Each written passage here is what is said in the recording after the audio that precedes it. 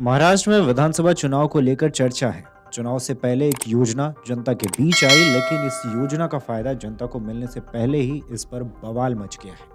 एक तरफ महायुति चुनावी कैंपेन के दौरान इस स्कीम को भुनाना चाहती है, तो वहीं एमवीए सरकार पर निशाना साधते हुए दावा कर रही है कि सरकार के पास इतना पैसा है ही नहीं कि वह इस योजना को चला सके।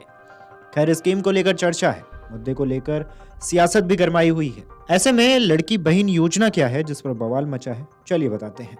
दरअसल इस योजना के तहत राज्य में 21 से 65 साल की महिलाओं को हर महीने 1500 रुपए दिए जाएंगे। इसे इस साल अगस्त में शुरू किया गया था। इस योजना को लागू करने में 46,000 करोड़ का बजट रखा गया है। डायरेक्ट बेनिफिट ट्रांसफर यानी कि डीबीटी का मकसद उनके स्वास्थ्य और पोषण में सुधार करने के साथ साथ परिवारों में उनकी भूमिका को मजबूत करना है। इस बीच दिल्ली में महाराष्ट्र चुनाव को लेकर कांग्रेस और बीजेपी दोनों दलों की बैठकें हुई। कांग्रेस की बैठक में पार्टी अध्यक्ष मल्लिकार्जुन खड़गे और नेता प्रतिपक्ष राहुल गांधी शामिल हुए थे।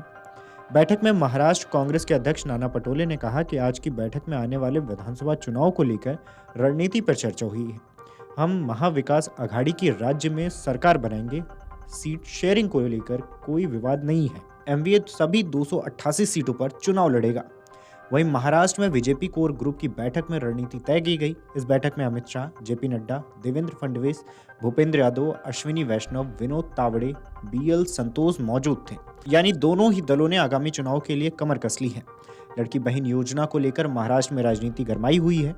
पूर्व मुख्यमंत्री उद्धव ठाकरे ने 8 अक्टूबर को राज्य सरकार पर विधानसभा चुनाव से पहले विज्ञापनों के जरिए फर्जी कहानियां गढ़ने का आरोप लगाया। हमला बोलते हुए उद्धव ने कहा था कि सरकार लोगों को धोखा देकर उनका ही पैसा वापस लौटा रही है। दूसरी ओर मुख्यमंत्री एकनाथ शिंदे और देवेंद्र फडणवीस ने कहा कि चुनाव से पहले इस स्कीम की लोकप्रियता देखकर विपक्ष घबरा गया है। विपक्ष इस योजना को रोकने के लिए हाईकोर्ट तक चला गया है, लेकिन यह स्कीम चालू रहेगी। महिलाओं को ऐसे सौतेले भाइयों से चौकन्ना रहना चाहिए जो लाखों महिलाओं को फायदा पहुंचाने वाली स्कीम को रोकना चाहते हैं। इन लोगों को जनता चुनाव में मुंहतोड़ जवाब देगी। ऐसे में लड़की बहन योजना का फायदा किसे मिलेगा वो भी बता देते हैं। तो ऐसी महिलाएं जिनकी पारिवारिक आय सालाना 2.5 लाख से ज़्यादा न हो, वह महाराष्ट्र के निवासी हों और आधार नंबर बैंक अकाउंट से लिंक हो। महिला शादीशुदा, विधवा, तलाकशुदा, छोड़ी हुई या फिर बेसहारा हो सकती है। परिवार की कुंवारी महिला को भी इस स्कीम का फायदा मिलेगा।